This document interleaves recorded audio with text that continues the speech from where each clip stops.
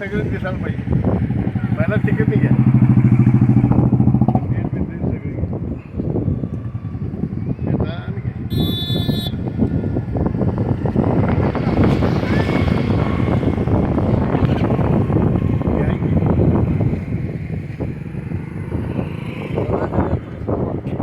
नमस्कार.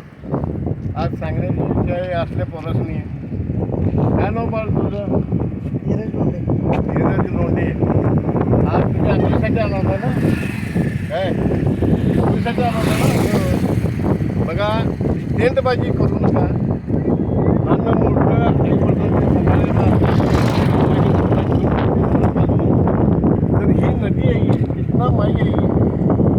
आता पाणी वाढलेलं आहे आणि स्टंटबाजी करू नका. लोकांचं जरा ऐका. जरा नदीकडेच्या लोकांनी जर अडचण आली, एखादी पाणी शिरत चालल्याला मदत करा. शासनाला, महानगरपालिकेला मदत करा. आणि बघत कॅमेरा नाही आहे जीवनात माणूस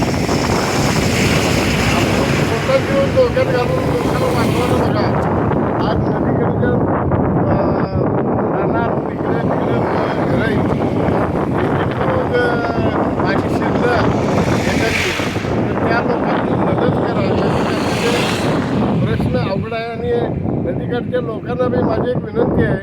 दोन्ही हात जोडून सांगतो तुम्हाला, पोरासनी फुलावर यायला देऊ नका आणि स्टंटबाजी करायला लावू नका. कायद्याचा मान राखा, शासनाचं मान राखा. त्यांचं जरा ऐका तर तुमचं भलं होणार. नाहीतर काय उपयोग नाही त्याचं. की मुलासनी संस्कृती चांगली द्या, मुलं नका. माझी शपथ आहे, म्हाताऱ्या माणसाची दाढीची शपथ आहे.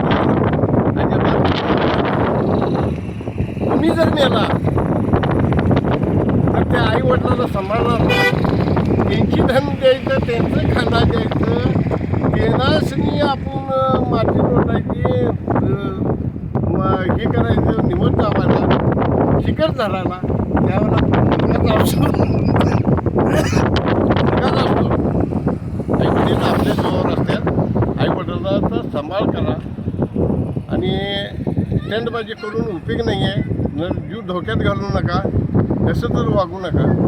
आपला परपंच, आपला संसार, आपला जबाबदारी. येताना काही घेऊन येतं का माणूस? की नाही. जाताना काही घेऊन जात नाही. आई वडिलांना सांभाळा. आई वडिलांना गुड्यावर सोडू नका. विचार करा.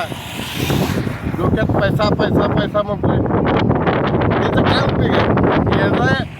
येताना बी मोकळं आलेलं असते आणि जाताना बी मोकळं जायचं असतं. सगळ्यांना मुक्ती आहे, परंतु जीवन किती आहे तेवढंच जागा. जय हिंद, जय महाराष्ट्र. सांगली जिल्हा बापू भाजीवाली.